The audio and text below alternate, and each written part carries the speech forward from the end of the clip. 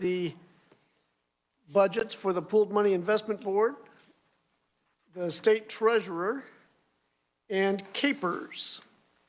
Following that, we're going to work the budgets for the Secretary of State and the Department of Labor that we heard yesterday. Just so you know what kind of a ride we're in for. So let's go ahead and get started with the Pooled Money Investment Board.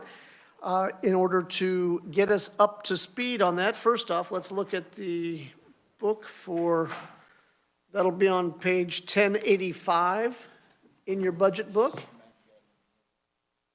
Okay. I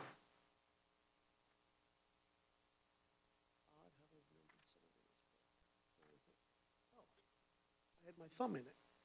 All right, and to get us up to speed with the PMIB, we have Analyst Hull with us today. Gabrielle, let's get started.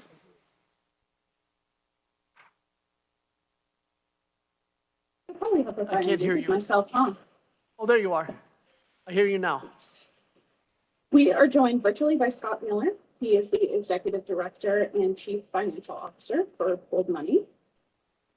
And just for a brief overview, PMIB manages investable state money available from the State General Fund and hundreds of other individual state agency funds received by the Office of the State Treasurer. Pooled Money Investment Board also provides investment management services for individual state agencies with statutory authorized investment authority. The agencies are referred to as special funds and include the Kansas Department of Transportation and the Healthcare Stabilization Fund.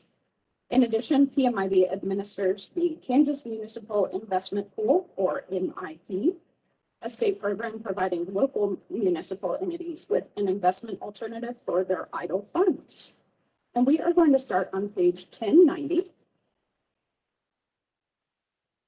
The agency requests a revised estimate of $762,025, all from the Pooled Money Investment Portfolio Fee Fund in fiscal year 2021, which is unchanged from the fiscal year 2021 approved amount. And the revised estimate includes those categories shown there on page 1090, and the governor did concur with the agency's revised estimate in fiscal year 2021. I would be happy to take questions on FY21. Don't see any, so let's keep on rolling. Absolutely. Just on the next page there, 1091, the agency requests $762,595, all from the Pooled Money Investment Portfolio Fee Fund for fiscal year 2022. This is an increase of $570 or 0.1% above the fiscal year 2021 revised estimate. The increase is attributable to an increase in salaries and wages and commodities, which is partially offset by a decrease in contractual services. And the governor concurred with the agency's request for fiscal year 2022. I would be happy to take questions on fiscal year 22 or the budget as a whole. All righty, Representative Wagner. Yes, I have a number of questions, actually. I'm looking at the 406, 410 report on this agency. Okay, so can you first tell me, you have 5 full-time employees, and what are the identities of their positions? I mean, what are the positions with this Pooled Money Investment Board? Do you know that? I don't have that information in front of me right now. I can ask him. Well, let me jump to something maybe you wouldn't have the information. Under contractual services, the 52300 for rents, this agency in fiscal year 2020 spent $97,000 on rent, and the next year it spent $102,000, and you're requesting $105,000 in fiscal year 2022 for an agency that has 5 people. Maybe I should be asking the other person, but I mean that seems like way off kilter from what we've seen from other agencies. I can say that although they're a small agency, they are in a state building, so they do have to pay for the state building capital charge. Where are they located? Just are they here in Topeka? Let me grab it. They are in Topeka. What's the address? Do you know what the, Let me grab it for you. okay. Do you know where it is? We can actually, right, we can ask the agency on Okay, that. I'm sorry. They are at the Landon building right across the street. Really? Okay. One thing you maybe would have the information on 52600 fees, other services has jumped from 57,000 up to 66,000 up to 70,000. Do you know what the other services are that they're paying for? So I do not have the 406, 410s in front of me. I can say that for professional fees, the agency charges professional fees for management services. And professional services might be reflecting the portfolio management that the agency provides. And the agency might be better able to answer that, but I don't have the 404s right in front of me. All right, thank you. All right, any questions regarding, for the analyst? Representative Arnberger. Thank you, Mr. Chair. Just real quick, I know that there was the PMIB loan from 2017-ish. And I know that we discussed, I believe it was last year or the year before, the governor wanted to pay it completely off. I don't remember if we did pay it off. I don't see it in here, so I'm just double checking. Or if it is in here, where's it at? So that loan is not paid off, and we have not yet made a payment in fiscal year 21. The governor proposed extending the payback terms on those loans, so it is not included in their budget, and a payment was made in fiscal year 2020, but not yet in 21. All right, further questions for Analyst Hall? Seeing none. All right. Well, I think we'll be hearing from you again here in just a few minutes. But in the meanwhile, is Scott Miller, are you with us? Oh, I'm sorry. I did. I skipped all of 2022 just then. No, we did 2022. Yeah. I yeah, am we with did that. you. Excellent. Welcome to committee, Scott. Thank you. Glad to be here. Now, were you listening with some of the initial questions that came up? I was, yes, sir. Is there any chance you can shed some light on those? So the rent, we are in the Landon building, just for information. We're on the second floor, suite 209, and we have room 256, which is our boardroom. When we have meetings in town, which of course, none of us have been having those for probably about a year now. We've had the same space for many, many years, and the rent is dictated by the state. So if that helps with that question, whatever the rent factor is, that when we prepare our budget, that's exactly what we use. Excellent. And so the Department of Administration would be the one steering that one? That's correct. Okay. And I know theirs is based on a square foot That's formula. Right.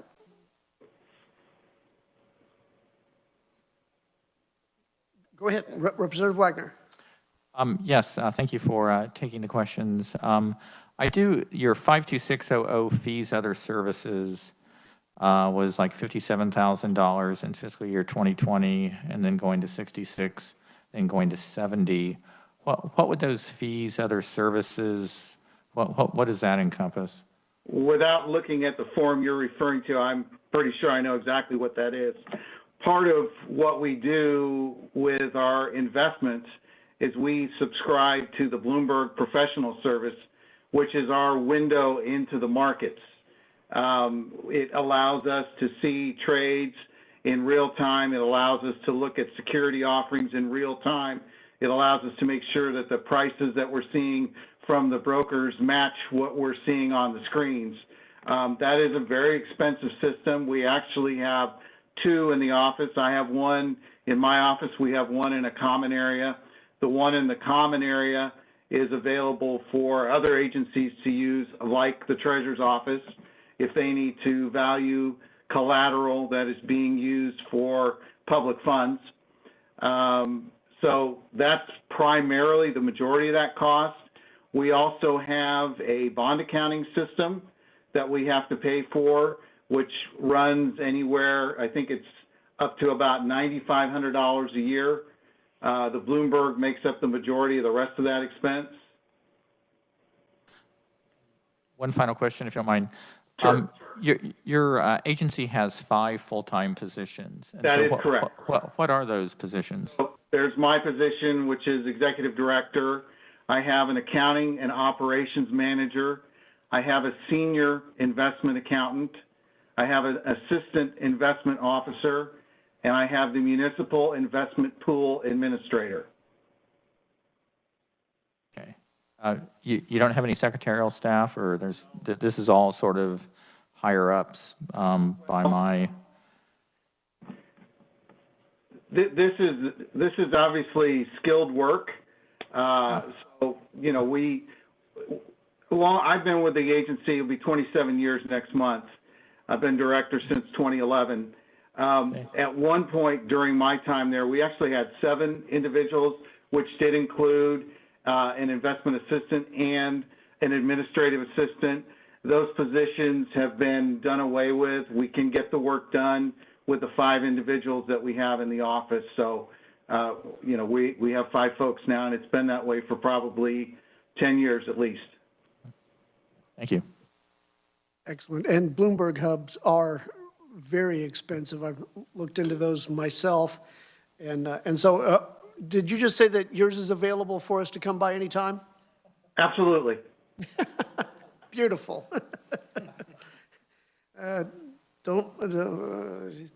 Just go ahead and save me a seat. There you All go. right. Committee, any questions for the executive director? Scott, what is the impact of not paying the loan back as far as investment potential? And again, I don't like to use this word, but that's what it is. It's a paper transaction. It is money that has been transferred from the state general or from the portfolio to the state general fund to use. It's paper only. It's not real dollars.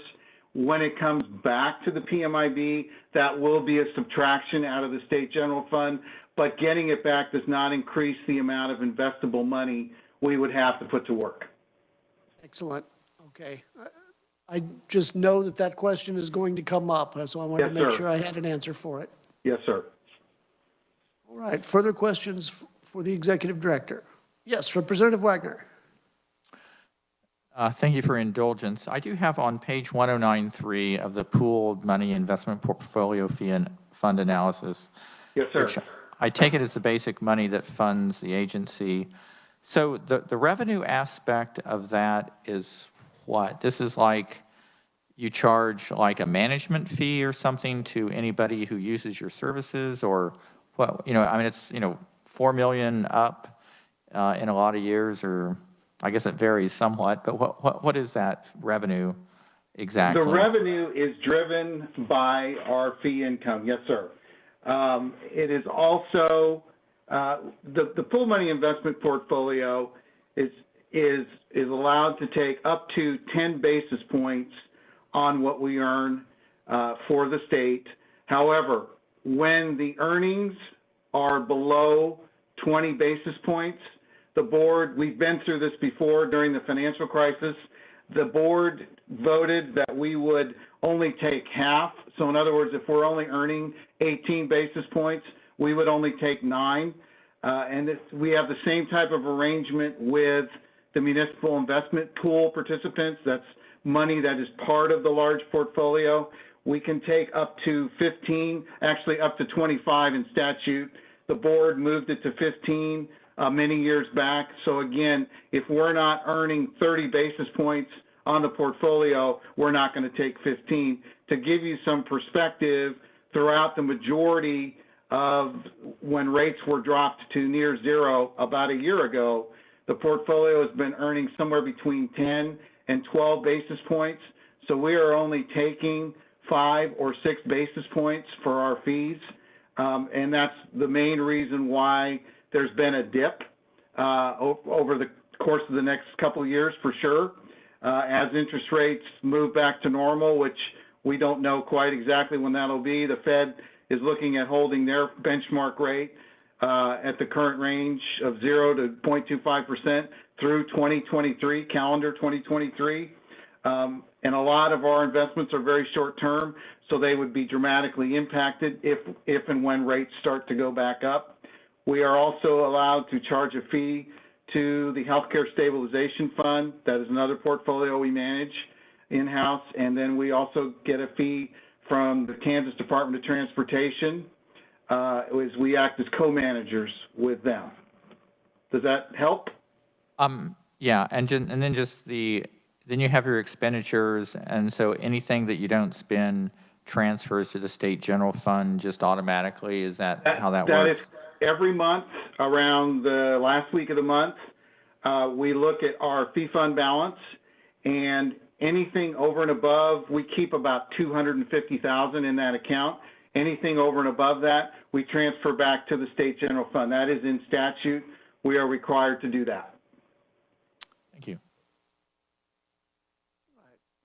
Further questions? Seeing none. All right. Thank you for joining us today, Executive Director. My pleasure to be here. Thank you. That was very, very interesting. All right. Committee, have any questions arisen for the analyst regarding the PMIB budget? Seeing none? All right. Well, then let's move on to the State Treasurer's Office. And to get us up to speed, we have none other than, oh, it's the one right before it, by the way. So that would be It starts on page 1063. That's helpful. 1063. Thank you. You are very And welcome. Analyst Hull, once again, You can't get rid of welcome me. back. We are also joined by Lynn Rogers, State Treasurer, virtually, and Shauna Waite, she is the Director of Fiscal Services, and Lauren Miller is the Assistant State Treasurer. So they will provide testimony and answer any questions you might have. Right, thank you. Just for a brief overview, the Office of the State Treasurer is the designated fiscal agent for the state of Kansas and is responsible for the timely receipt and deposit of all receipts and revenues into the state treasury. The state treasurer also administers several deposit loan programs and manages the Kansas Post-Secondary Education Program, also called Learning Quest. The state treasurer is the paying agent for state and municipal bonds and is tasked with the disposition of unclaimed property. And the state treasurer is one of 6 state officials elected every 4 years, and he also serves as a member of the Pooled Money Investment Board. So starting on page 1069, the agency requests a revised estimate of $28 million, all from special revenue funds in fiscal year 2021. This is a decrease of $3 million, or 9.7% below the fiscal year 2021 approved budget. The decrease is primarily attributable to a decrease in estimated payments for unclaimed property claims. Turning the page to 1070, the governor concurs with the agency's revised estimate in fiscal year 2021. And I can pause for questions on 21. Sure, I just want to clarify here, the decrease of $3 million below the 21 approved budget, that decrease is $3 million that's not being, that hasn't been claimed, that's $3 million less money being claimed than we expected. Sure, so. Trying and to that's find the right under phrasing for that. Other assistance, if you wanted to see the paragraph, it is a decrease in about 2.9 million of expenditures to pay out those claims. So you are correct, Mr. Chairman.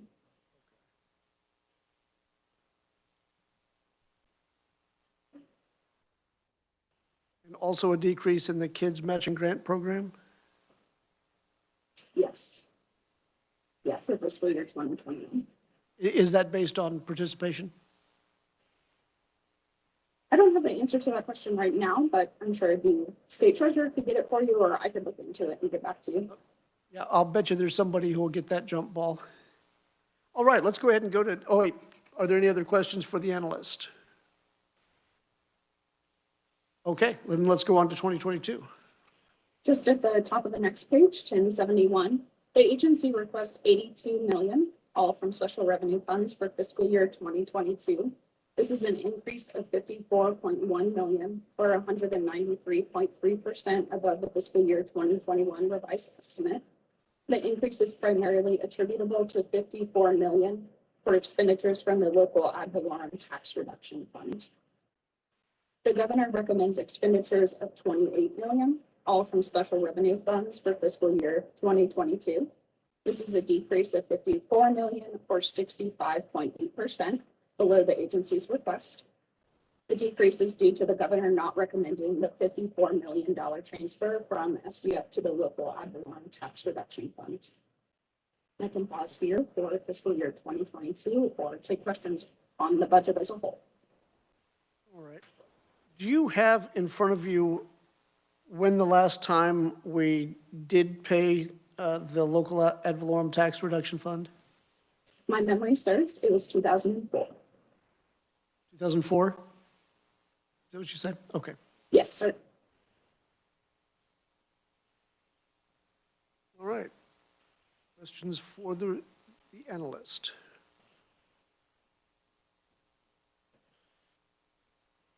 Wow. I'm hearing silence. All right.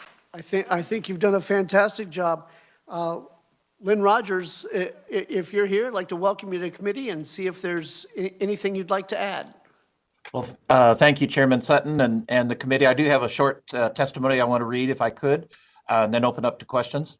As many of you know, the state treasurer position was created in 1859, and we serve as the chief custodian for Kansas's cash deposits, assist government entities with bond issues, manage linked deposit loan programs, encourage savings for higher education and workforce training, and return unclaimed property to Kansans.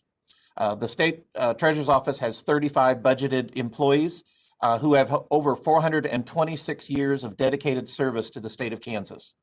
Last year, we handled 242 new municipal bond issues, I think all but 20 in the state, and provided payment services for 2287 bond issues. We hold over 258,000 Learning Quest accounts, 601 ABLE accounts, and 753 KIDS accounts, and provide oversight of those. The state holds over 400 million in unclaimed property, and our staff handles over 1 million inquiries on that property each year. The agency continues to seek efficient methods of administering and implementing all of these programs. I'll be brief and just have basically 2 items I want to bring to your attention. First, this is the budget that was put together by Treasurer LaTurner. We have made no changes to it. This budget was built upon previous expenses, and those expenses were reduced slightly in fiscal year 21, which the analyst talked to you about. The expense estimates were based on the fact that the pandemic impacted many of our business practices. The second item I wanted to note is, in my short time as the state treasurer's office, it has been determined that we need to upgrade the software system for our unclaimed property division. Although this has been discussed for many years, the timeline has become more urgent with the announcement of changes to national standards. Our current system was built in 2005, and for the past 16 years, it has been updated as much as possible to continuously adhere to the National Association of Unclaimed Property Administrators' work and standards. NAPA has been working on releasing their new standard, NAPA 3, which will not be compatible with our current system.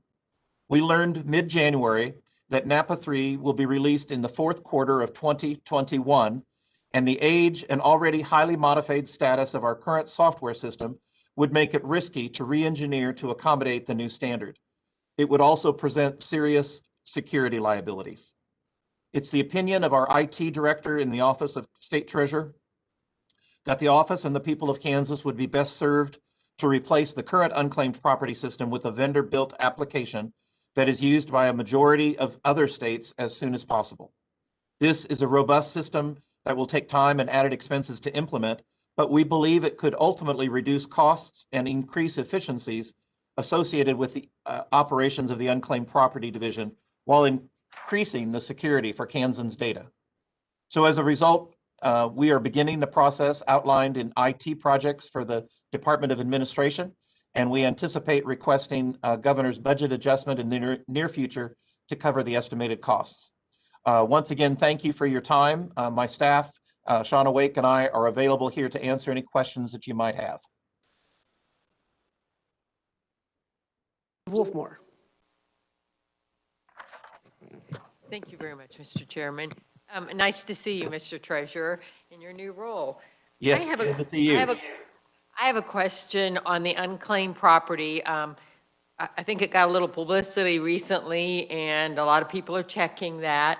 Yep. And I've gotten several questions on how that works. Well, my first question, I guess, is before it goes into unclaimed property, is there a minimum amount like that has to be in it, or is it any amount? We take any amount from the holders of unclaimed property. They can be as low as a few cents to upwards of hundreds of thousands of dollars. The holder gets to choose to report that. I believe there is a requirement of $100 that holders have to have before they have to report. So there is some limitation from that standpoint. And then let me see. Another question I got. This could be an old bank account, a safety deposit box maybe, or I think that some people even said they were getting some sort of insurance notifications. Is that maybe the insurance company may owe you a refund? I'm just trying to wrap my head around this a little more. Yeah, there can be a variety of things. Most likely it's a bank account or stocks and bonds. It can be a paycheck that, and let me step back, for banks, it's usually a 5-year waiting period where it has to be unclaimed or untouched at the bank. Payroll, I believe it's a year. There's different ages for each one. If it's a refund check, a utility deposit, oftentimes things get sent to us because they get returned to the holder. Like for instance, a security deposit, they may send that check to the last known address. If they've moved and not left a forwarding address, then it gets returned to the utility, and then they would report it to us and we would hold it at that point in time. I see. Okay. And the if anyone doesn't have it, maybe the treasurer would supply it. I don't know what I did with it, but it's pretty simple to enter in your name and see if you were. Yes, just kansascash.ks.gov. Thank you very much. Thank you, Mr. Chair. It turns out that he found $660 that had been contributed to my 2012 campaign account via PayPal, and I had no idea. So that was certainly a happy call. Of course, I'm not going to claim it during session. All right. Representative Clark. Thank you, Mr. Chair. Mr. Rogers, thank you for being here. I just wanted to give a little bit of a background. I had somebody, I don't remember who told me about this when I first came into office, but every year I've been in office, I get a list from the treasurer's office who has money on file at the Treasury, and I send that out to my constituents, and that's a great campaigning thing. If you're not doing it, they will give you that, and that's the only time you can give constituents money and they vote for you. I'm glad you brought that up, Representative. We will make reports like that. We can sort by Senate or House number, and we can put parameters in a certain dollar amount. And we don't encourage you to mail letters to those people because again, that's the reason oftentimes those addresses aren't correct.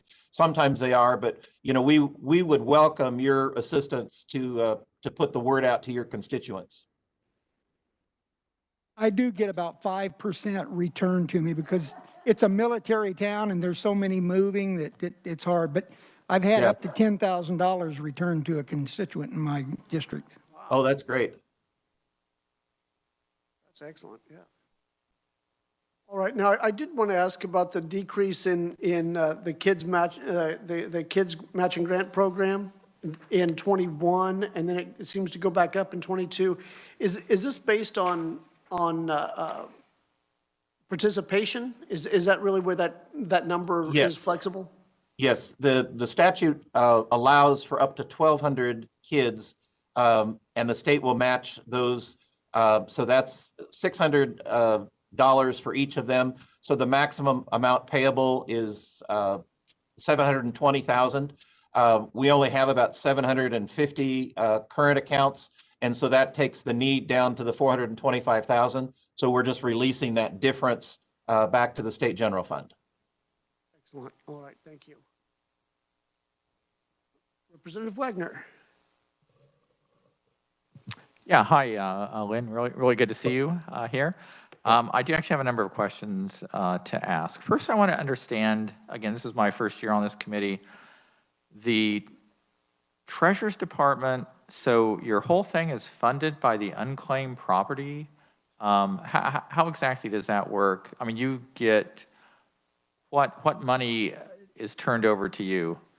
Can you explain that a little bit? I might have Shauna add a little bit, but primarily there's two things. One is unclaimed property, and then the second is the revenue that we receive for issuing bonds. When a bond is issued, the bond issuer pays a fee to us. We keep that on and then service that bond over the life of the bond, and that's what pays for those services. The unclaimed property, it comes out of unclaimed property. The vast majority of those funds go into the state general fund, and then we keep some of it for unclaimed property in our administration area, and then anything that doesn't get returned stays in the state general fund, and so on and so forth. Shauna, do you want to add to that?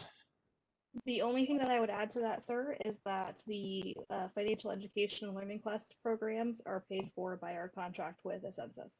Oh, yes. Thank you. And so no state general fund monies are used for those programs either. I'm in your information that's been provided to me. It said somewhere that the total balance for the unclaimed property fund is like $400 million. Is that correct? Yes. I mean, okay. It goes into the state general fund, so it stays there. Okay. So the money, but the money is not spent. I mean, this is money that, I mean, somewhere in your report, or at least I believe I saw it, that like you're kicking out about 28 million a year, but you're taking in about 40 million as far as new unclaimed property comes in. Does that sound? Yes. Okay. Yes. So then the money gets used, in the state general fund. So every time we pay something back, it is a claim against the state general fund, in that regard, but usually it's less than what we've collected that year. But this ongoing balance that keeps growing, this is like money that just, you've never identified the person. And so does that money ever turn back to the state? Is there some limit, or does this fund just kind of grow? I guess the best way to say it is it doesn't grow. It goes to the state general fund. It gets used in that year's budget and gets spent.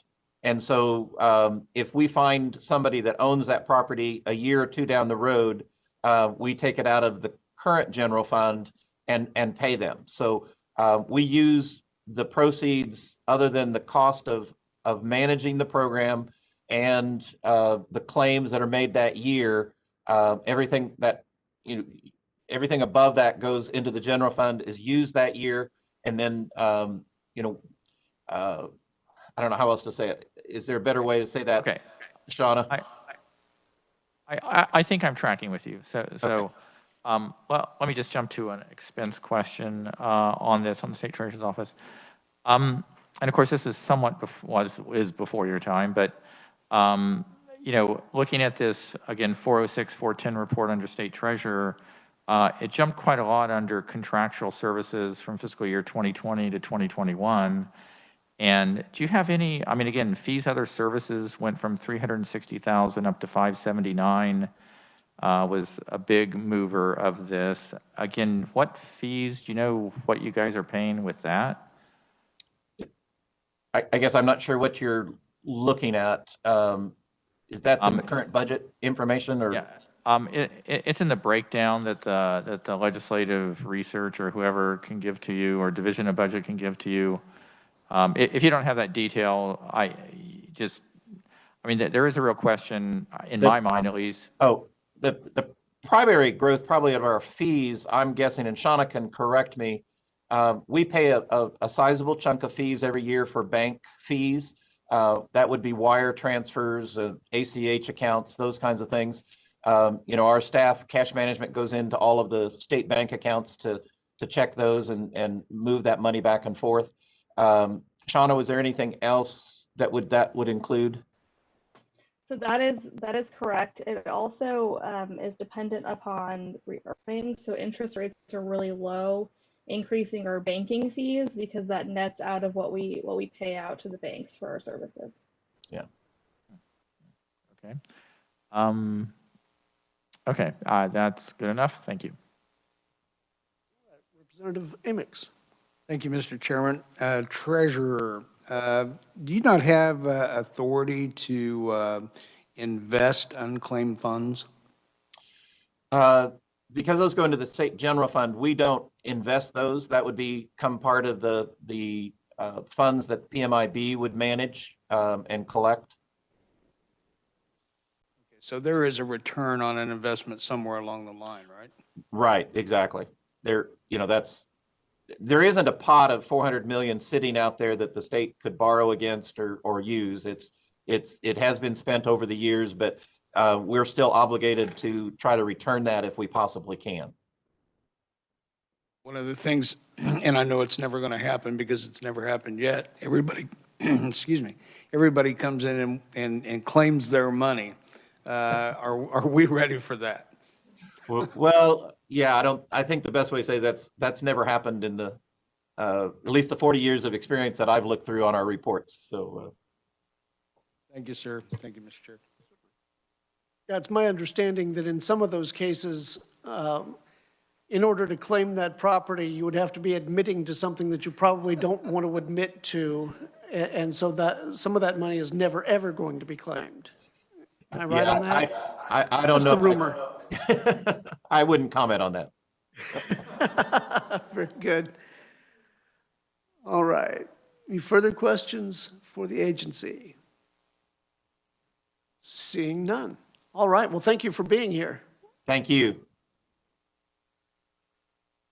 All right. Committee, did any questions arise for the budget analyst Hall for the State Treasurer's Office? Seeing none. All right. Let's move on to capers. And for that one, we have, let's find the page here real quick. Capers is on page 1315.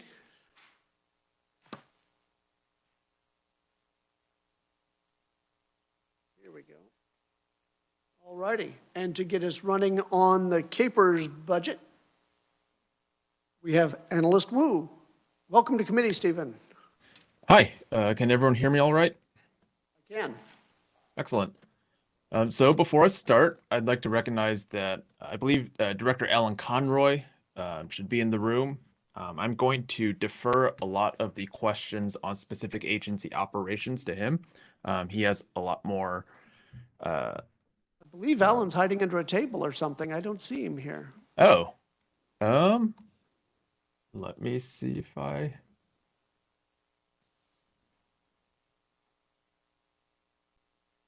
As I understand it, they should be just outside the room. If someone could check, that would be excellent. They are listening in, however. All righty, Dylan's hunting him down. Excellent, thank you. All right, so like I mentioned, I'm going to leave a lot of this descriptions of specific agency operations to Alan. He has more institutional knowledge than I do on the capers performance. However, I'm going to limit the scope of my presentation to the description of the agency's budget. So just as an overview, as you can see beginning on page 1315, capers is as an agency, capers administrates over a number of retirement systems within the state of Kansas. So I want to distinguish between capers as a retirement system as well as from capers as an agency. As a retirement system, capers includes programs such as the full capers system, so the Kansas Public Employees Retirement System. This includes capers state, capers school, and capers local. There's also the Kansas Police and Firemen's Retirement System, KPNF, as well as the Kansas Retirement System for judges. The system also includes a variety of other programs, such as a Deferred Compensation program and a Death and Disability Benefits program. Now, as an agency, capers oversees the administration of those programs. And at this point, I'd like to note that for budgeting purposes, there are two types of expenditures that are included within this budget. First, there are expenditures related to employer contributions and employee benefits. These expenditures make up a large portion of the agency's budget. For example, in fiscal year 19, the net investment income for the CAPER system was about $1.2 billion, while benefits paid out totaled, I believe it's about 1.7 billion. However, you'll see as the document shows, those numbers aren't reflected in the budget document, and that's because they are considered non-expense items, and they aren't included to avoid double counting. Employer contributions, for example, come from other state agencies, so those costs are factored into their budgets and not here, so they won't be counted twice. There are also administrative improvement costs. Now, these figures are reflected in this budget analysis. These reflect the expenses that go into managing the retirement system as well as conducting improvement projects to it. Now, if we'll jump into the fiscal year 21 budget, it begins on page 1322. So for fiscal year 21, the agency requests about $52.5 million. This is all special revenue funds. There aren't any state general funds included within this budget. You'll see that this is an increase of a little over $64,000 above the amount approved by the 2020 legislature. Now, these increases are largely due to revised investment management expenses, as well as some shifts in their existing expenditures. It's offset by fewer administrative expenditures from the Group Insurance Reserve Fund. It's also important to note that for fiscal year 2021, the agency request includes expenditures to modernize the pension administration system. For 21, you'll see about $1.5 million in expenditures for this.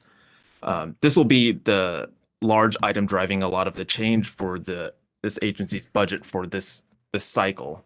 I'll get to the details of this modernization project later. They're in the fuller description is later on in the document. But for 21, that 1.5 million is budgeted out of funds and appropriations that were already approved for this agency. So there isn't a change associated with it for 21.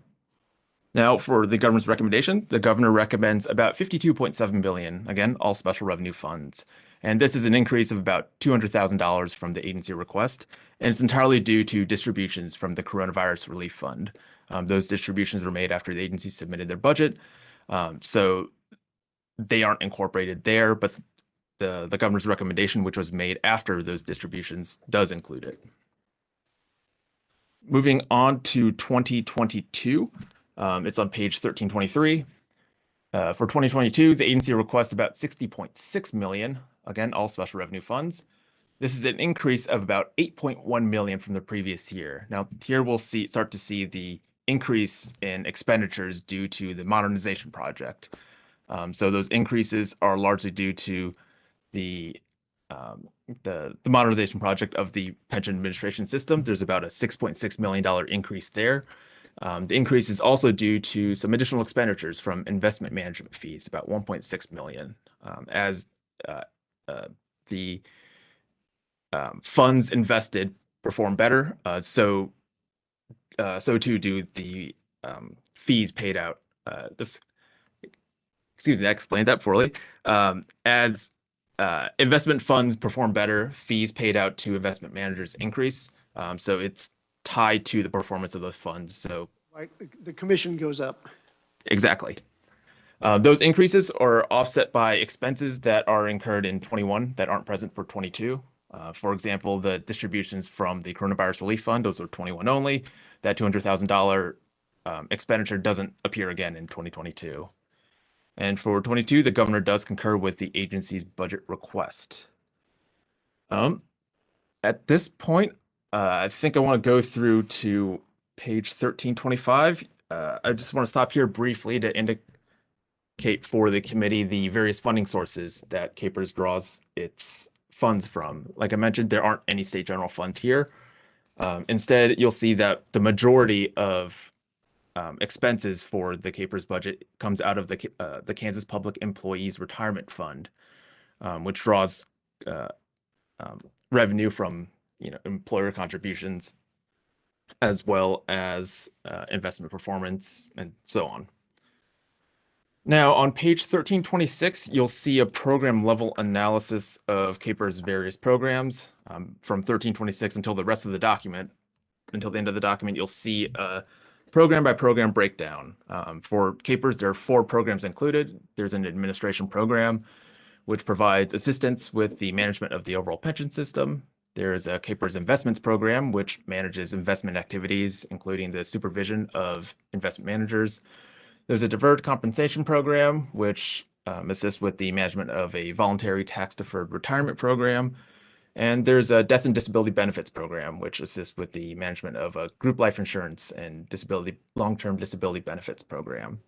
I'd be happy to go into any one of those programs if the committee would like, but otherwise, I think I would defer comments on those operations to the director of CAPERS. That said, there is one item I'd like to point the committee's attention to, and that's on page 1327.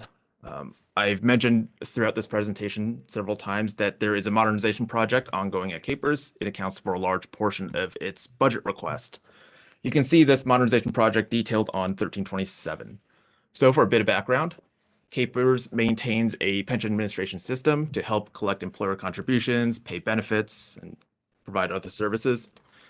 In 2005, CAPERS partnered with Sagitech Solutions to implement the system, which it still uses today. Since then, CAPERS has had to make a number of modifications to the system because of various plan changes, such as the implementation of CAPERS 2 and 3. CAPERS has also indicated that the software system has become less efficient and more unstable over time because of these various customizations that they have needed to make. So in 2019, the Board of Trustees decided to begin efforts to modernize the pension administration system. And during the 2020 session, CAPERS requested and received legislative approval to have an assessment conducted on what the next steps should be. In June of 2020, CAPERS contracted with the Siegel Group to provide that comprehensive assessment. The Siegel Group issued its assessment and submitted its findings to CAPERS in September of 2020. And under its assessment, the board identified 6 areas for modernization, which you'll see detailed on those bulleted points at the bottom of 1327 and the top of 1328. Those areas include foundational functions, IT support, data support, pension system administration functions, and web portals for members and employers. CAPERS is also budgeted for temporary staffing as well as for a contingency fund for this project. Now, when we talk about costs, you'll see this detailed in a chart on page 1328. You'll see the overall cost estimate broken out over 5 years. Only the costs for 21 and 22 are included within this specific budget request, but you can see their estimate out to the 2025. So in total, CAPERS estimates this project costing about $20.6 million, with about $1.5 million in 21 and about $6.6 million in 22. CAPERS indicates that the preliminary groundwork that they are establishing in 2021 will help it determine whether to modernize the pension administration system or to replace it, and anticipates knowing this correct approach by by fiscal year 2022, and that its budget is designed assuming modernization is the correct course of action. Now, realize I've given the committee a lot of information. Would be happy to answer questions about any portion of this at this point. If not, otherwise I would defer to the executive director for further comments. Right. Do we have any questions for Analyst Wu? Representative Wagner. Yes, Andrew, I know I generally have gotten these 406, 410 reports, and I don't seem to have one on the CAPERS budget. If you could just make sure that if you can email that, I'd appreciate it. Thank you. Sure thing. Yes, Representative Amix. Thank you, Mr. Chairman. Stephen, question on the modernization program. It looks like that we're going to pay it over a 4 or 5 year period. Is that right? Is That is correct. that where we're headed? Would this be a project that could be looked at, with interest rates being what they are? Could it be bonded? Rather than trying to figure out just to pull it out of SGF?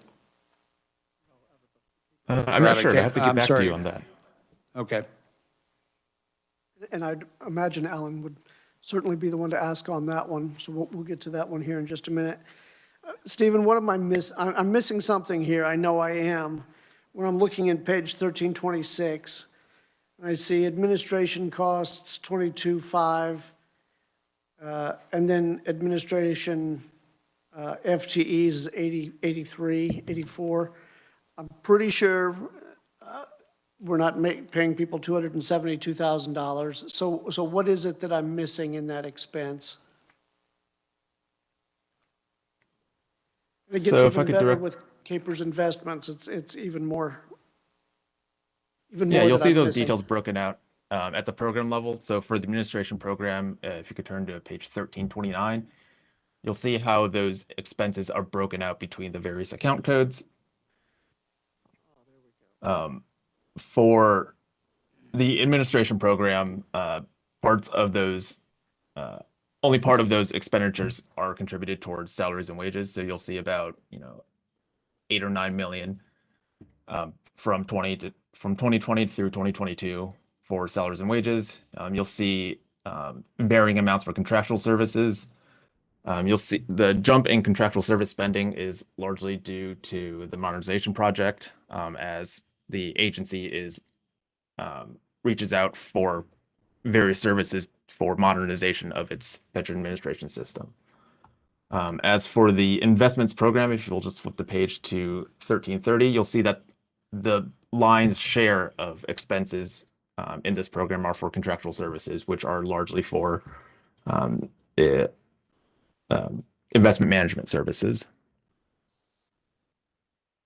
Now, to just a layman, 33 million looks like a whole lot for paying for investment services, but what sort of a balance are we actually talking about here? In the A Capers balance Fund? of one's And this is just for the committee's edification, because I know we're dealing with huge numbers here, and so seeing $33 million in broker fees is not crazy. Yeah, I believe I would defer to Alan for Director Conroy for the full amount, but I believe the full total amount is 20 billion something. Right, that was with a B, right? Yes. Yeah, okay, there we go.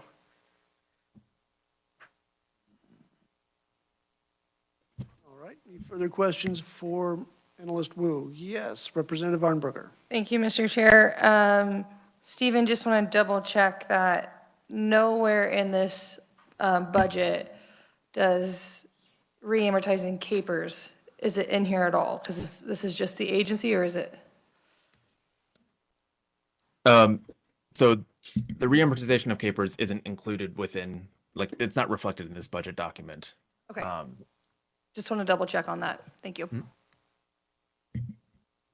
I think that would be a separate issue that we'd have to take up, because none of this is actually managing the investments themselves, or just the operations of the agency. All right, committee questions for Stephen Wu. I think you've done it, Stephen. You've stumped us all. All right. Well, to round this out, I'd like to welcome to committee the Executive Director of Capers, Alan Conroy. Welcome to committee, Alan. Yeah, you've got to be eating that microphone. We'll give that a shot. Thank you, Mr. Chairman. Alan Conroy from Capers. Certainly pleased to be here to talk a little bit about the operating budget. I think you may have a copy of my testimony, and certainly Stephen's done a very good job explaining the budget. I might just briefly remind you again about the mission and the size of Capers. And of course, we only exist for one purpose, and that's to serve the members of the system and provide that hard-earned benefit for their public service that they've provided. There's over 300,000 members, a little over 100,000 retirees, about 155,000 active members, and that would be state employees, all local school employees, local school employees, local units of government, so all the counties, almost all the cities. The city of Wichita would be the one exception where they're large enough to have their own retirement system. But there's over 1,500 employers across the state that are affiliated with KPERS. So beside all those, then you get into townships and drainage districts and public library boards and community colleges and on down the list. And so we're all about service. In that testimony there, we answer about 90,000 phone calls a day, or I mean, not a day, it would be a lot. It sounds like the Department of Labor. 90,000 a year. We over 20,000 emails a year, and we enroll in people changing employers over $34,000. And so we pay out 1.3 million retirement benefit payments each year, and that totals over $1.8 billion, again with the B, that goes out, and that would be mainly for retirement benefits, but also death benefits and disability benefits and so forth. And of course, all of that comes out of the KPERS Trust Fund, and I guess I always say, in terms of once the money gets into the KPERS Trust Fund, if there's a true lockbox in Topeka, it's the KPERS Trust Fund, because there's federal law, there's IRS law, there's state law, there's case law, all that, not only for the KPERS Trust Fund, but any trust fund. There's a fiduciary responsibility that our board has to make sure that the money is used appropriately, and that is to pay those promised benefits. As Stephen mentioned, there is a separate trust fund, that KPERS Deferred Compensation Program. It's an optional program where employees can put in some additional money. It's a defined contribution plan. It's all employee money, and there's over $1 billion in that. State employees can participate in it, and about 300 of those other employers have decided to affiliate to, and so their employees can also participate in it. The money into the trust fund comes from investment income, about half there, a little over a third from employer contributions, and then the balance from employee contributions. The KPERS board has assumed that investment rate of return on the trust fund, and right now it's over $23 billion with the B also, that on a long-term basis that will earn 7.75% interest on that, which is, it's up there, but, and of course, just like the commercial, past performance doesn't guarantee future performance, but for the last 25 years, we're at 7.9% on that, and clearly there's been ups and downs through those years. In terms of the budget itself, of course, the largest would be to pay those benefits, and again, it's off budget, so it's not double counted, and Stephen can explain to you the magic of off-budget expenditures, but there's over $2 billion of benefit payments that go out, so $2 billion, again with the B, in 21, a little over that in fiscal year 22 is the estimate. Those investment-related expenses that you've already touched on, for the governor's recommendation for 2021 is about $36 million. Goes up to about $37.7 million in 2022. Because of that size of the trust fund, you'll see in the testimony the fees are, the total fees for those investment managers is 0.15%. And you can get that because you are talking about $23 billion. And so it's very economical in terms of, even though, as the chair pointed out, that amount of money is sizable when you're talking about $35, $36 million, but it's on, looking on managing 36 or 23 billion dollars. And then the administration program, in the budget request, it's $16 million, mainly driven, is in the current year, 22 million in the budget year, mainly because of that modernization project. We have a staff of about 100. Those administration costs represent about 1% of the benefits paid to the members and about 0.1% of the total assets. And I'll just mention on page 3 of my testimony, but that's on the modernization project. Again, our current system started, was implemented in 2005. So we're 15 years into it. This modernization project, if we go that route, again, as you saw and Stevens explained, it's be another 5 years. So we're looking at a system that's almost 20 years old, and that's the pension administration system that all those 300,000 members information goes into. So, you know, employment, salary, service, all that information that's needed to be able to calculate a retirement benefit. All those 1,500 employers sending in employer contributions on those 155,000 active members. So lots of information coming and going, and this system then handles all of that. And if you think back over 15 years, or you may, there have been some substantial changes to the retirement system as you look back over 15 years. KPERS 2 was established, then KPERS 3. There's been working after retirement. Changes, all those changes then have to be sort of bolted on to this underlying pension administration system. And so the system's working. It's just getting sort of that clunky part where a lot of effort to keep it on track and being responsive. And so the board has thought now's the time, and it's a big step, a big commitment to look at modernization of the Board of Trustees has requested the money. A lot of discussion. The request is certainly a big commitment. The request is not made lightly to the legislature or to the governor. The governor did recommend it in her budget. The Senate Committee on Financial Institutions and Insurance, which is working the budget on the Senate side, they have also recommended that as well. Clearly, we have lots of information, but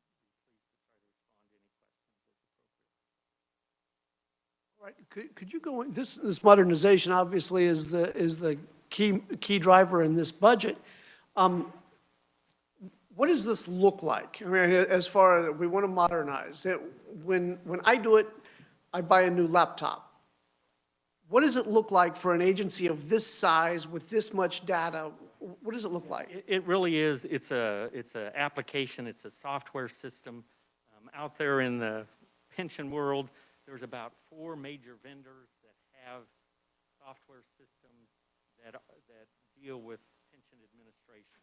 The one we're currently with, called Sagitech, they're one of those 4 that sell that software or that application, then that all that information goes into, generates the information, keeps track of it all, and can provide retirement estimates and on down the list. But it's really like a software application is what it is, and we're trying to modernize it, so make it more efficient. And of course, as you would expect, there's opportunities. We've made some strides, but we're still paper-driven in some areas. And so we hope through this new system to be more electronic, to get away from as much paper as we have, and there's lots of paper to keep track of with those kinds of numbers. Right.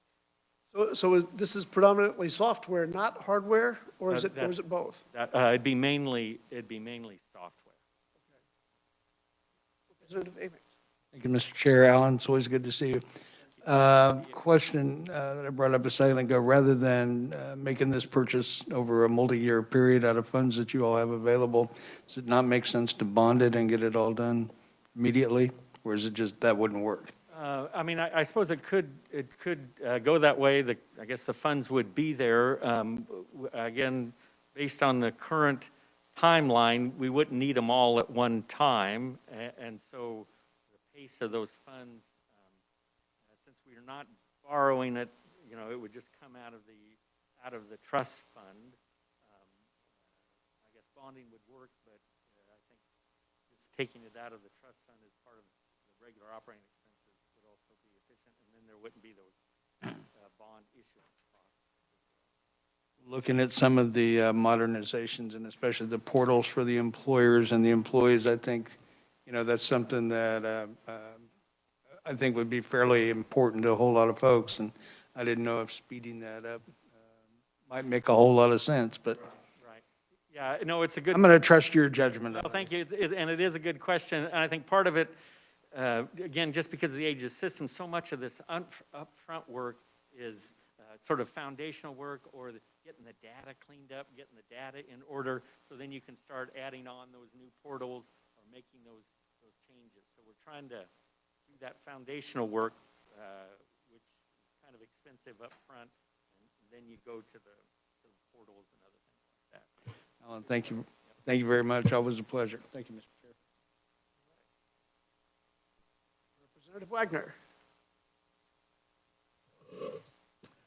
Oh, very good to see you, Mr. Conroy. One of the questions I have in the report here, it said they sort of had a go, no-go decision by July of 2022 as far as modernize versus replace, but it sounds like pretty much you're definitely replacing. I mean, is that, or is there a chance that you'll just, we can jazz up the current system and actually, it is a big decision, and so what the board decided to do, we're currently in a proof of concept, so we're going with our current vendor, this Sagitech firm, and we picked out member annual statements. So every year all active members get this member annual statement.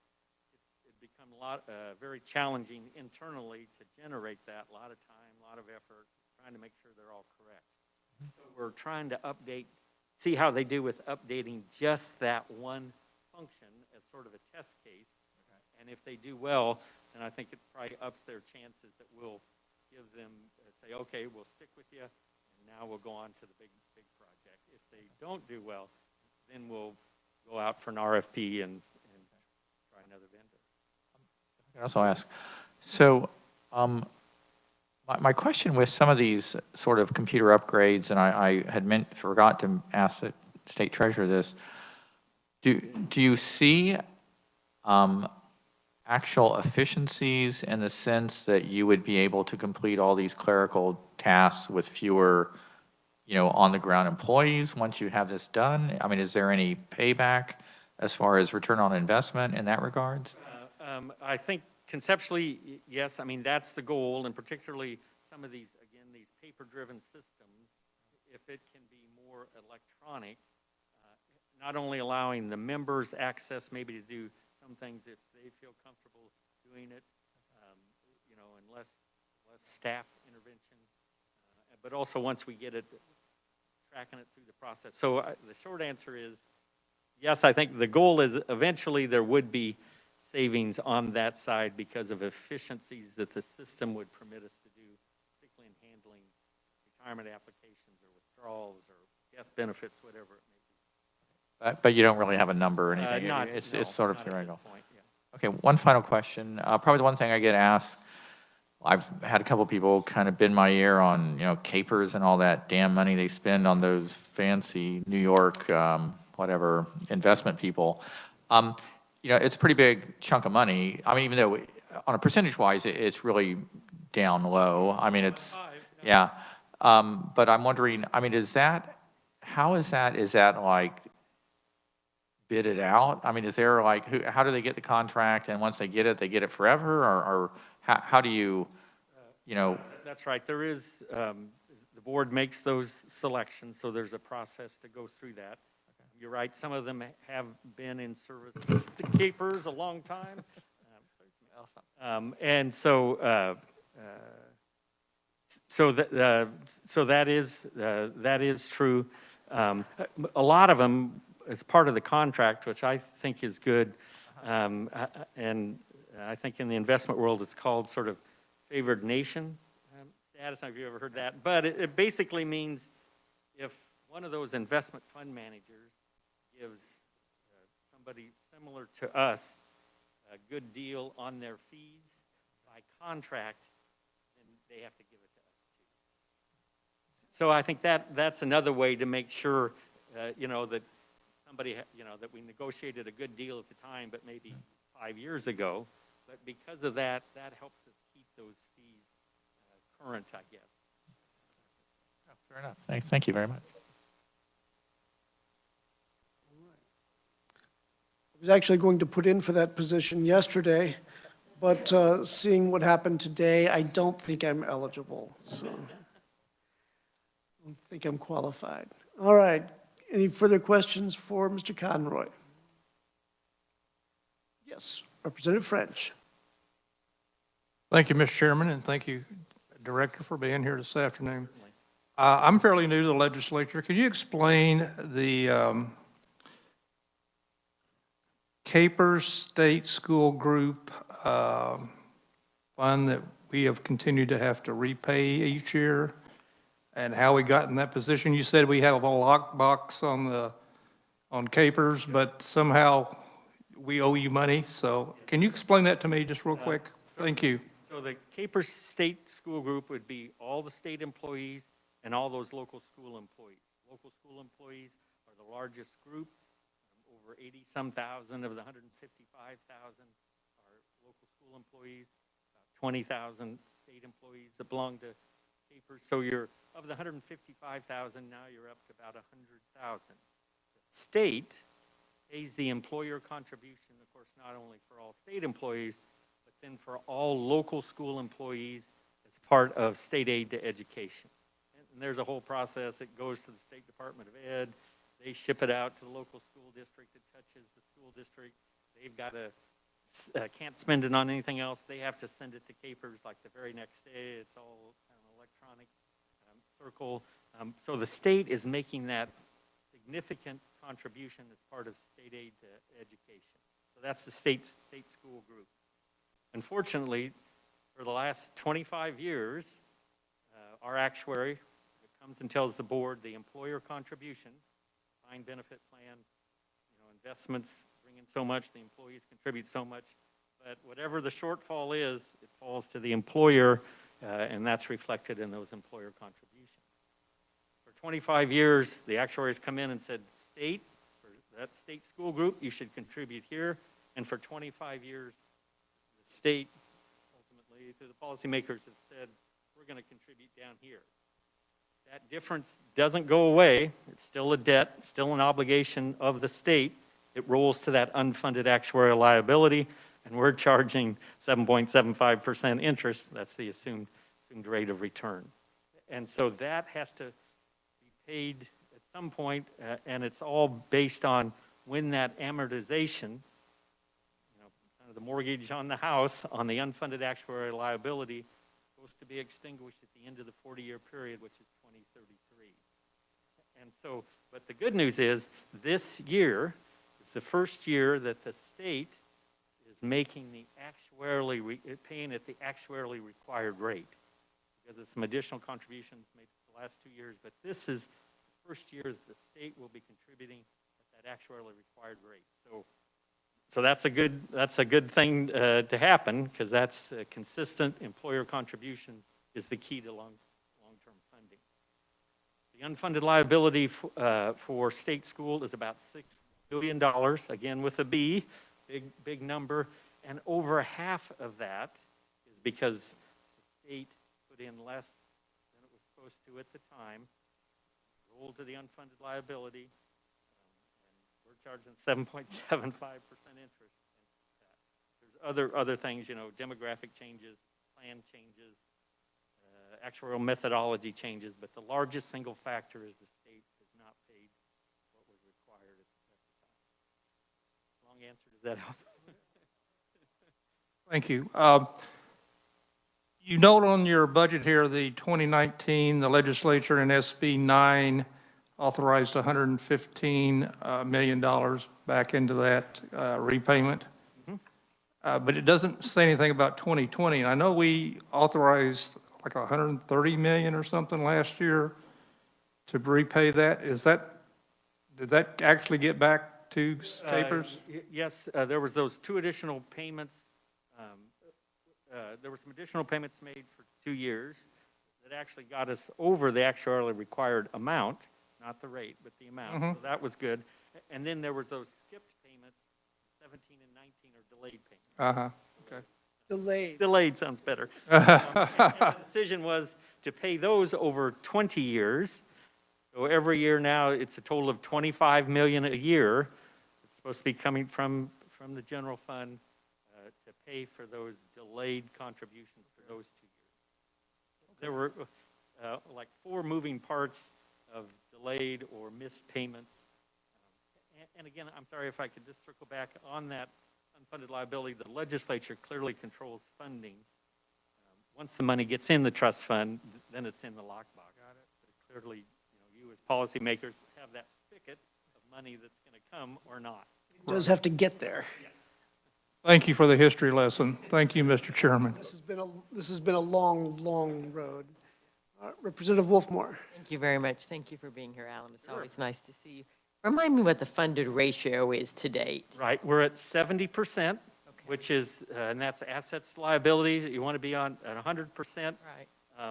And again, it's very slow progress. In 2012, we were at 56%. If you're below 60%, then the red lights are flashing, the siren's going off, and somebody better do something, because then the fund is susceptible to a big downturn in the market. And you could get in that if you have a big hit like you did in 2008 or 2004, you can get in that spiral downward. And so you really want to be over 80% on your way to 100. Now, the goal is still to be 100% funded, but you want to at least be 80%. But this was a good year. We made 70%. The unfunded actuarial liability went down $200 million.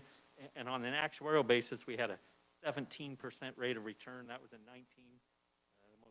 20 calendar year, we're at 11.5% on those investments. And as a follow-up question, if that's okay, when you were kind of explaining the history and why we got behind, it seems like, and I may have misremembered, did we not at one point, and this would have been before you were at Capers, have some bad actuarial advice that took us down, caused us not to make enough payments? It seems like I remember. It does, and that's right, and that was that fateful day, and that was 1993. Oh. The legislature made a decision to make some significant benefit enhancements, and the decision was made that the employer would pay for that enhancements, would not be shared with the employees. Could have been done, but the decision was made the employers would pay for it. And based on some inaccurate, in a kind way, actuarial information, the legislature made that commitment, and of course, clearly other things have happened, but that, and so in 93, then the decision was also made to start down that road of, okay, well, those benefits are going to cost a lot in these early years, so we won't make that actuarially required rate for a couple years, and then we'll get back to the actuarially required rate then to do that. And that way we can, the decision was made, we could afford, we, the policymakers, the state could afford the benefit enhancement. And there was an error in the information, cost way more than was originally estimated, and then that started 25 years of paying less than what was actually required, drove up the unfunded liability, drove down the funded ratio, and on round and around you go. I'm just glad we're on a much better footing. Certainly are. Thank you for all you're doing. Thank you very much, and thank you, Mr. Chair. Representative French. Thank you, Mr. Chairman. One follow-up question. Due to COVID last year, did you see an abnormal number of retirees in the state system? There was a slight uptick. Good question. Some people, for health reasons, some people, just the stress, particularly on the school side.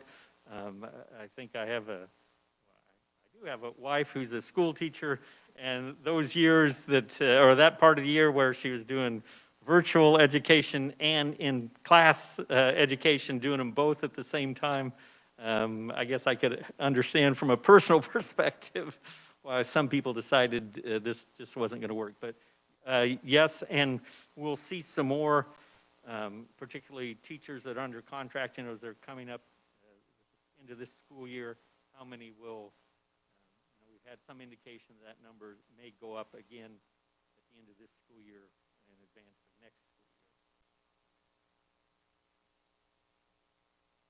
school year. Thank you for being here, Alan. It's always good to see you. Appreciate it. All right, committee. I was just reviewing the schedule, and two of the budgets that I'm reporting out tomorrow haven't been worked yet. So let's turn to the Secretary of State's office.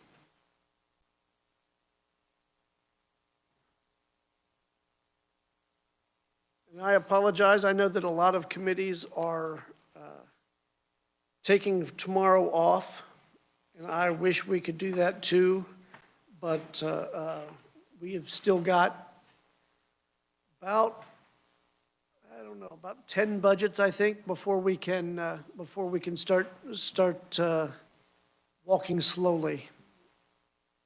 So let's look at the Secretary of State's budget. That's on page 988.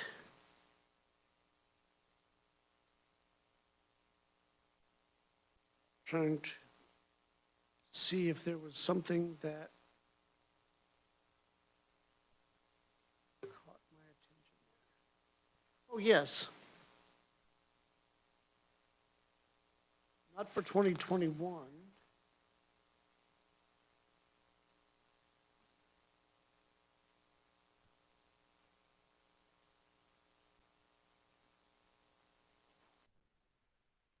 Yes, it was for 2021, wasn't it?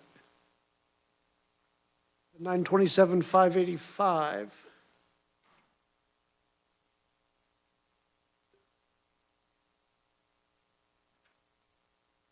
Oh, that is 2022.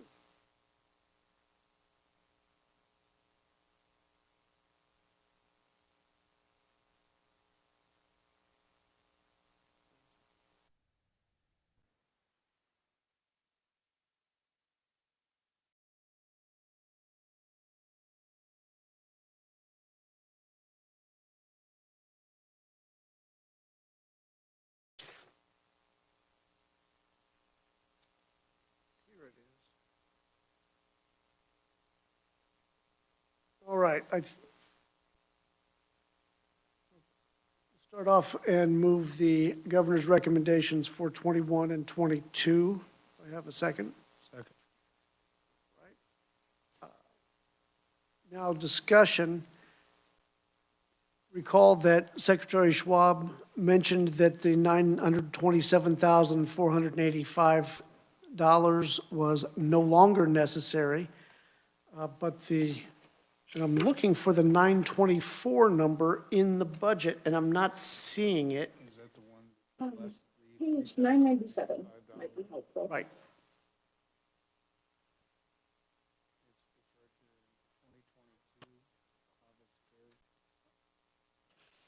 And if I could, Mr. Chairman, just to clarify, the Secretary of State, the total enhancement request was for 927,585. And he let us know yesterday that they no longer need the 924,5 number. They're still requesting 3,085. Right, so they still need 3,085, but not the full amount of 924,500. Oh, that's a problem, I'm on the wrong page.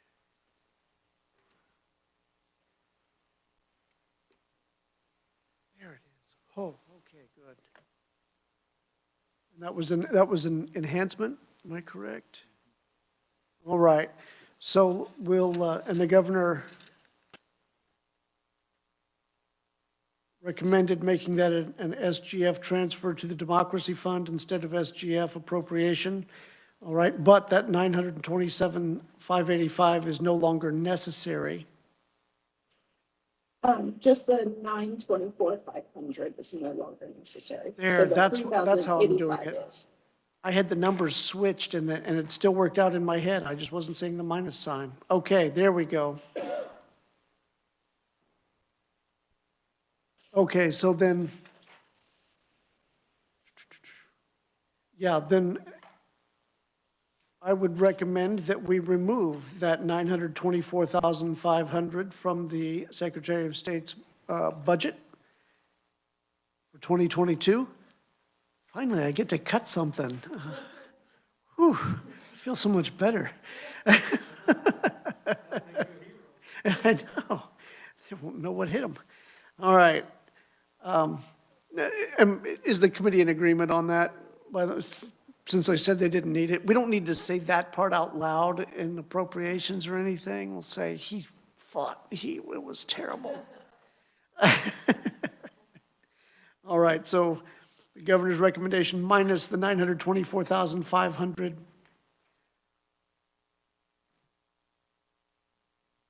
All right, and the 3,085 is still going to be transferred to the Democracy Fund? Is that, am I? Yes.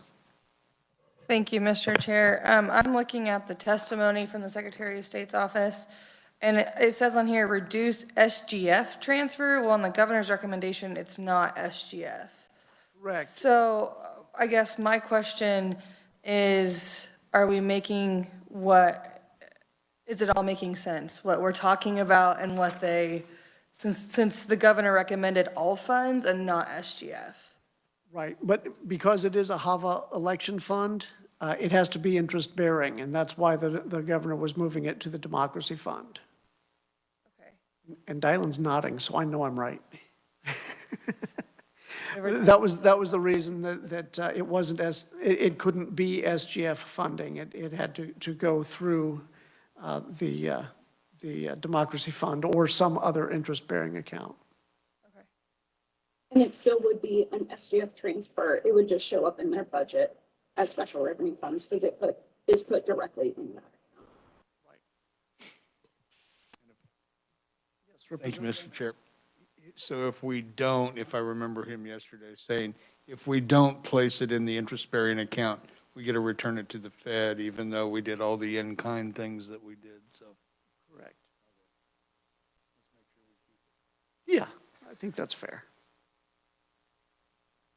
All right. Committee is in agreement with that comment. Analyst Hall, did you get it as far as phrasing is concerned? Beautiful. All right. Any further recommendations for the Secretary of State's budget? Representative French. Thank you, Mr. Chairman. I just still have a concern about the FTEs where they went from 32 in 2019 up to 46 in the out years, including 46 last year. I didn't get a good feel from the secretary of why that jump and where it came from and whether he's using it all or how he's using it.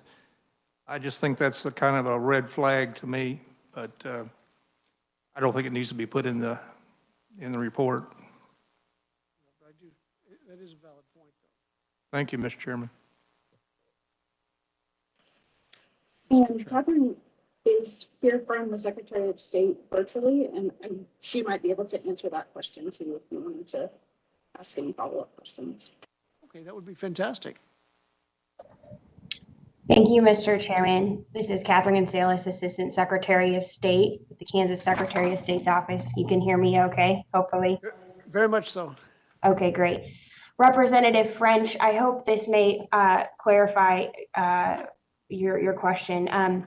So currently we employ about 36 FTEs in our office. The number you're seeing of 46 is an approval number. So it's saying that the legislature is approving the Secretary of State's office to have 46 employees. But currently we only have 36. So as the Secretary mentioned yesterday, in 2019, when he took office, the Division of Budget had actually submitted and written the agency's budget because it had not been written from the previous office holder. when the division of budget did that, they included just a generic number of 46 FTEs. I think they wanted to give some wiggle room to the agency. I won't speculate on why they did that, but that is the number that was there when we took office of 46 total approved FTEs. Our office, though, only employs 36. And then as the secretary mentioned yesterday as well, that wiggle room at 10 or so employee wiggle room is simply if there was a need to hire one or two or a security specialist, et cetera, we would have that already approved in the budget to hire additional employees versus having to come back and request additional approval for additional employees. So it's a margin, I guess, of approval versus actuals. Does that help answer your question, Representative?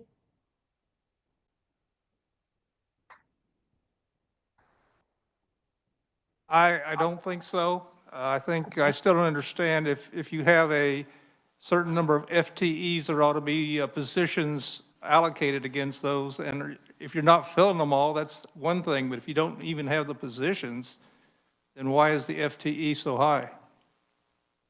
Does that make sense? I think so, yes. So the FTEs you're seeing in the budget are the total approved, and we do have those positions identified within the budget reporting system when we submitted our budget. Those are not actual employees, so the actual number is 36. 46 is the recommended approval for if you want to fill those positions in the future. We do have the positions actually identified in our budget submission. There are positions for each one of those 46 FTEs then. You're telling me there's actual positions that you could fill today if you had to? There are titles and amounts associated with those titles in our budget submission through the IBAR system, but they are not currently all filled, if that makes sense. Yeah, I can understand if they're not filled. I got the impression from the secretary yesterday that you didn't even have any positions for those extra 10. They're not even, you don't even have an allocation that you would fill with those positions if you had to. So I just wanted to make sure that we understood, yeah, you have a 46 authorization, but you're only filling 36 of those. Is that correct? That is correct, Representative. Okay, thank you. Thank you, Mr. Chairman. All right, and thank you for Catherine for clearing that one up for us. Fantastic. All right, any further recommendations? Yes, Representative Arnberger. Thank you, Mr. Chair. Committee, I'm looking at the testimony that the Secretary of State's office presented us, and I'm looking at line item 3, that they're requesting a budget proviso for the constitutional amendment. I would like to make that motion to add that into the budget. I can read it aloud if I need to for staff, or I don't know if it counts with written testimony already being submitted. Analyst You do Hall, not do you have to have read it out. that terminology? I do. You do not have to read it out loud. Okay. Thank Excellent. you. All right, committee, what's your thought on that? Representative Wolfmore. Oh, well, I'll read it then, because I brought my glasses today and I can do that. I hate reading out loud, so thank you. All right. Kansas law, he mentions which one it is, requires the Secretary of State's office to publish statewide notice of proposed amendments to the Kansas Constitution in each of the 3 weeks preceding the amendment appearing on the ballot. Our office does not have a formal budget for publication costs associated with the requirements of that law. The Secretary of State requests language be included in the budget to require a one-time reimbursement from SGF to the Secretary of State's Information Services Fund after publication costs are finalized and expended. So this isn't a set amount. This is just authorizing that an amount when necessary will be spent on this, correct? That's correct. Yeah, he didn't have an amount. That's what I thought I remembered, so that's why I did you read it. I was curious. You just loved my reading voice, that's all. I was also quite curious. Thank you so much. Yeah, there's not an amount attached to this. It'd just be He'll send his receipts in and get reimbursed. Thank you very much. Representative Wagner. Yeah, I want to follow up a little bit on Representative French's kind of concern. So when they have 46 full-time equivalent positions, is that the salaries for those people are in the budget, even though they're not going to hire them necessarily at all? I mean, is there a danger in leaving the extra? I think Ms. Gonzalez sort of implied that there might be 2 or 3 positions that they might actually have a need to actually do something with, but the rest of it just seemed theoretical. Does that cost us money by leaving them in there? Or is it doesn't matter? The Secretary of State's office is fee funded, so that if there were employees to pay, it would be taken from their fee fund. If there are not employees to pay, then it would not be taken from the fee fund. But then the fee fund would grow. I mean, and conceivably fee funds get sent to state general fund at some point. I mean, if they get. Prefer not. Oh, okay. Okay. We prefer that not to happen. There have been a couple of statements from this committee not happy about that sort of thing happening. Okay, so you don't really see it as kind of an issue just because of the nature of this agency? I do not. If there's not an employee to pay, then they're not going to be, the funds aren't going to be taken from the fee fund. All right, and back on Representative Arnberger's comment regarding the constitutional amendment budget proviso. Any thoughts, committee? Are we all in favor of that? I'm not seeing nods, I'm not seeing head shakes, I'm getting nothing here. Well, Mr. Chair, I'm in favor of it. Very good. Well, in that case. Representative Wagner. Okay, another question on that.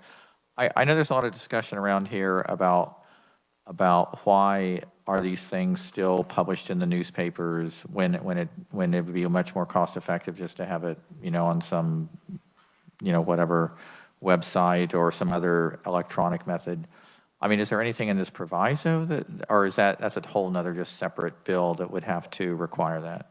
I believe there is a bill of that nature. In fact, there is one every year bouncing around, but I have no idea whether it will pass or whether it will even be heard. So we can't very well structure their budget proviso based on whether or not that bill will pass. The expenses, if that bill does pass and, prior to August 22, then the expenses would go down, his receipts that he submits would go down, and his reimbursement would go down. That's one of the many reasons that there's not a dollar sign attached to this. Thank you. Okay, committee, all those in favor of the Arnberger amendment, Arnberger proviso. So I'm not getting any reactions here. All those in favor say aye. And opposed? Okay, very good. Analyst Hall, can you make sure that information is included in the budget recommendations? Excellent, thank you. Further recommendations for the Secretary of State's office? Seeing none. We have a motion and a second, in which case I close. All those in favor of the Secretary of State's budget recommendations as amended, say aye. And opposed, say no. Very good. That will be the budget recommendation from the committee. All right, let's turn our attention to the Department of Labor. Fortunately, the Unemployment Trust Fund is not exactly part of their budget per se, nor is currently their modernization project. That's in a separate bill that we'll be working throughout, at least this year. We might be working this one for a spell. Department of Labor, you'll find on 230. It's the first page, right here, with the table of contents on the other side.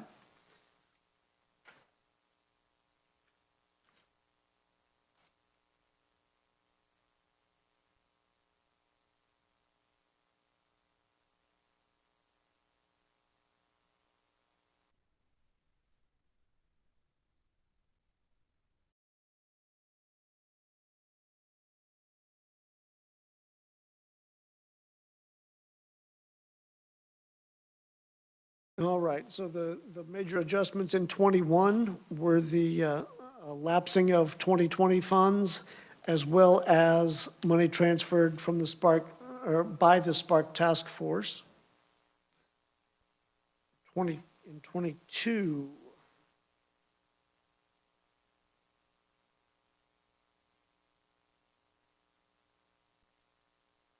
a lot of capital outlay.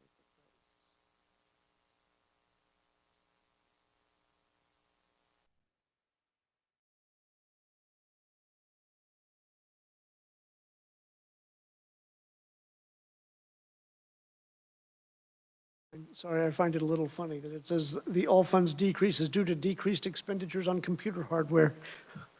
Oops. Sorry.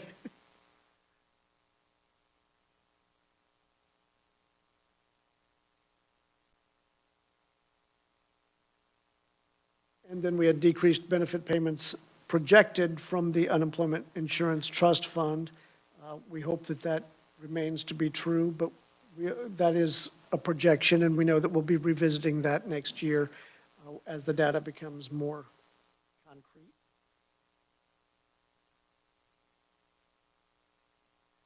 Once again, we see $145,000 being transferred from SGF to fee fund.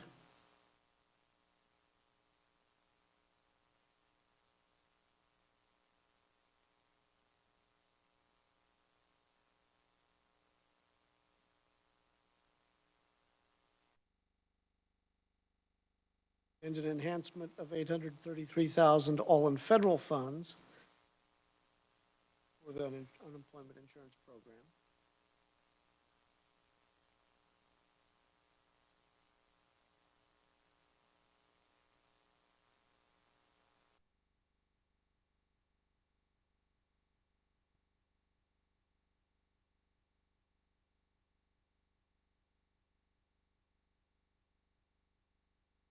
And a reduced payment to OITS.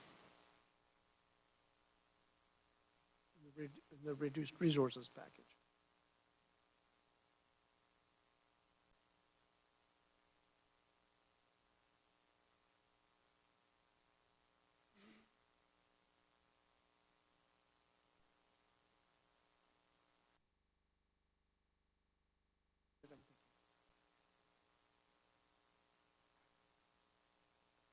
Committee recommendations on the Department of Labor budget.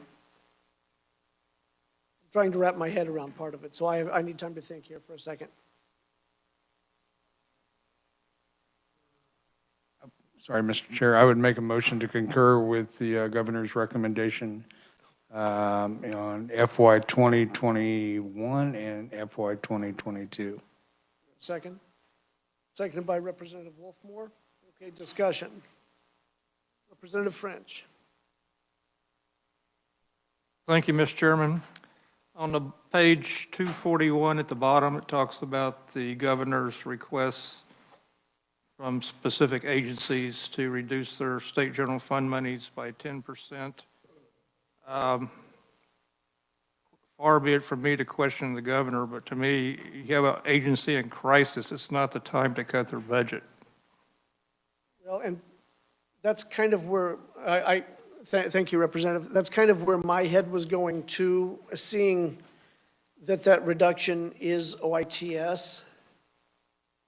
Now, I don't believe that the unemployment insurance program currently utilizes OITS other than Outlook and or 365 and the help desk.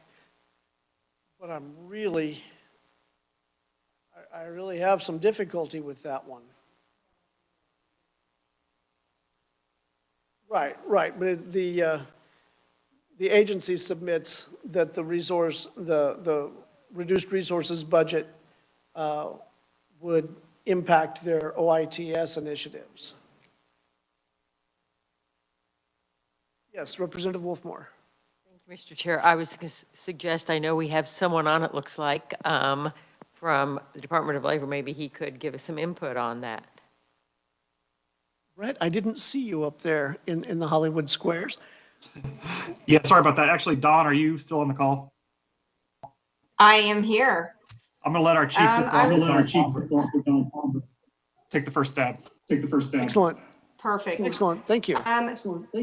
I think that I can answer this. I have been asked this by Victoria, and I was actually putting this together today for you guys, but it's not totally complete. But I will share with you what I've got so far. So the services that we do use from OITS include our email, the telecom, which is phone systems. All of the chief information officers are employees of OITS and then farmed out to each agency. So we pay them for our chief information officer. We have an IT security officer that we pay for, security monitoring, the desktop as a service, which is all of our desktops and laptop computers, data services, which is our node connections. So like internets, or the node, they allow us to connect to the internet. It's not the service itself. And then we have data center space, which is the servers that are held at the Landon building.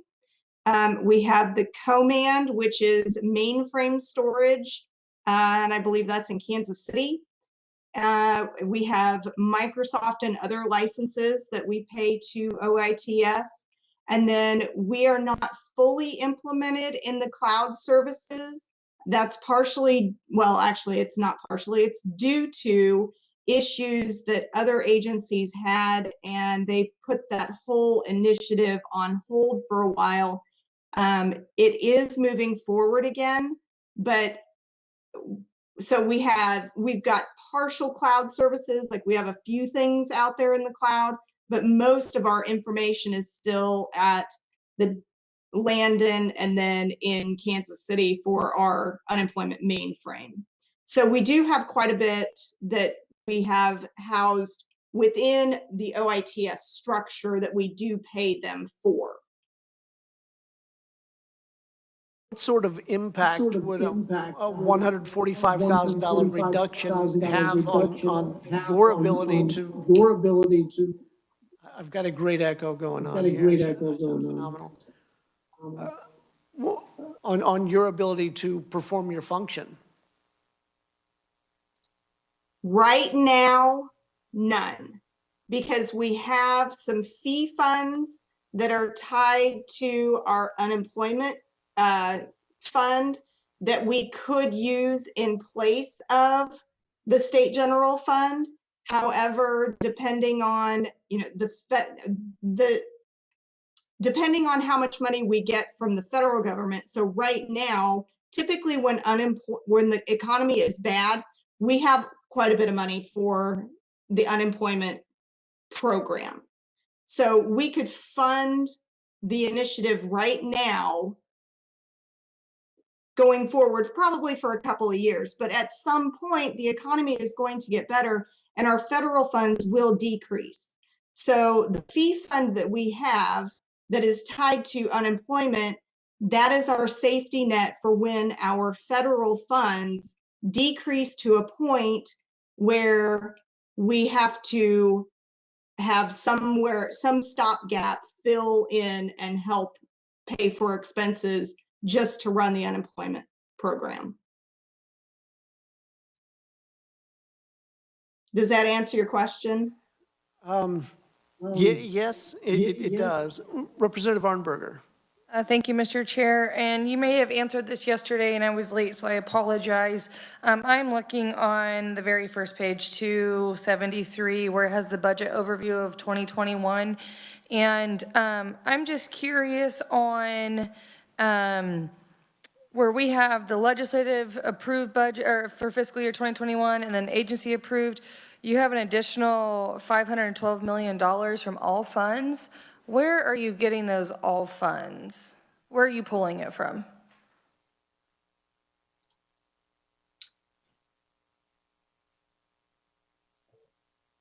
I'm not sure exactly where you're looking at, but my guess is that's the unemployment benefits for the most part, the increase in the unemployment benefits. And those funds are directly coming from the Unemployment Trust Fund for Kansas, as well as additional programs that USDOL rolled out for benefits.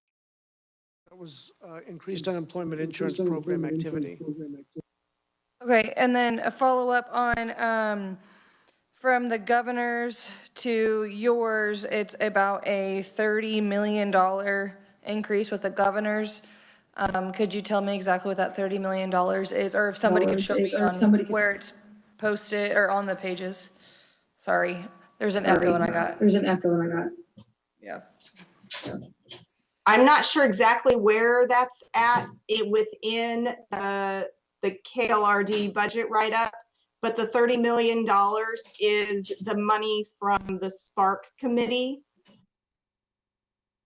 that was approved. Very good, thank you.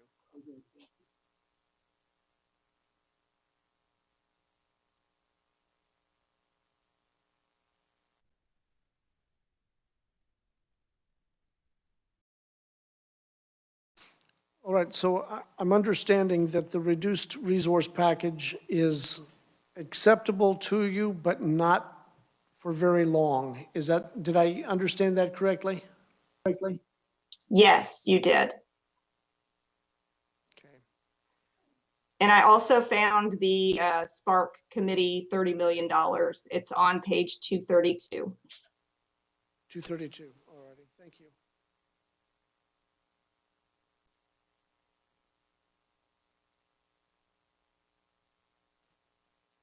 Mr. Chairman, are you looking at doing something with the reduced resources? Well, Since it's something that can't last very long. yeah, we've definitely, I think it would be prudent to make a comment once again, as I've done a couple of times, saying that, you know, this is, once again, it's another sweep. And, you know, we can say that we close the bank of KDOT, but then we just open it up on all the other fee funds.